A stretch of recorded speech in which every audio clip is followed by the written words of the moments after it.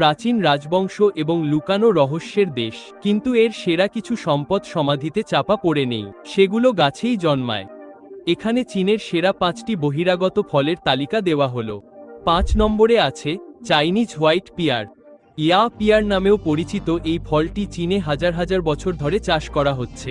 এর ফ্যাকাশে সোনালী খোসার আড়ালে রয়েছে মুচমুচে রসালো শ্বাস, যা সাধারণ নাশপাতির চেয়ে বেশি মিষ্টি এবং সতেজকারক। এর বাঁকানো আকৃতির কারণে কেউ কেউ একে হাঁস নাশপাতিও বলে থাকেন। 4 নম্বরে আছে ব্ল্যাক ডায়মন্ড অ্যাপেল। তিব্বতের উঁচু পর্বতমালা থেকে আসে এই গথিক রত্ন। তীব্র সূর্যালোক এবং ঠান্ডা রাত একে এমন গাঢ় বেগুনি খোসা তৈরি করতে বাধ্য করে যা দেখতে কালো মনে হয়। এর মসৃণ চকচকে খোসা এমন এক শ্বাসকে রক্ষা করে যা আপনার পরিচিত যে কোনো আপেলের চেয়ে বেশি উজ্জ্বল, মুচমুচে এবং মিষ্টি। 3 নম্বরে আছে ইয়ামবার, ইয়াংমি নামেও পরিচিত। এই ফলটির একটি অনন্য অমসৃণ গঠন রয়েছে এবং কোনো খোসা নেই। এর স্বাদ ক্র্যানবেরি এবং ডালিমের মিশ্রণের মতো মিষ্টি ও টকের এক নিখুঁত সংমিশ্রণ। এই ফলটি এতটাই নাজুক এবং এর মৌসুম এতটাই স্বল্পস্থায়ী যে এটি চীনের অন্যতম সেরা গোপন রহস্য হয়ে রয়েছে। দ্বিতীয়ত, ইচি, সম্রাটদের আদি ফল। এর খসখসে লাল খোসার ভেতরে থাকে মিষ্টি, সুগন্ধি সাদা শ্বাস।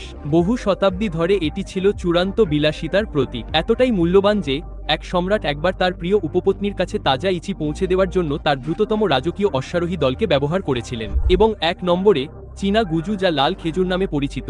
এই ফলটি মিষ্টি এবং চিবিয়ে খাওয়ার মতো, কিন্তু এটি একটি কিংবদন্তি উপাধি ধারণ করে, অমরত্বের ফল। এটি অনন্ত জীবন দান করে না, কিন্তু ঐতিহ্যবাহী চীনা চিকিৎসায় এটি একটি শক্তিশালী উপাদান হিসেবে বিবেচিত, যা মনকে শান্ত করে, মানসিক চাপ কমায় এবং গভীর ঘুম আনতে সাহায্য করে বলে বিশ্বাস করা হয়। দীর্ঘ ও সুস্থ জীবনের জন্য প্রয়োজনীয় সমস্ত উপাদান। এই ফলগুলোর মধ্যে কোনটি আপনি চেখে দেখবেন?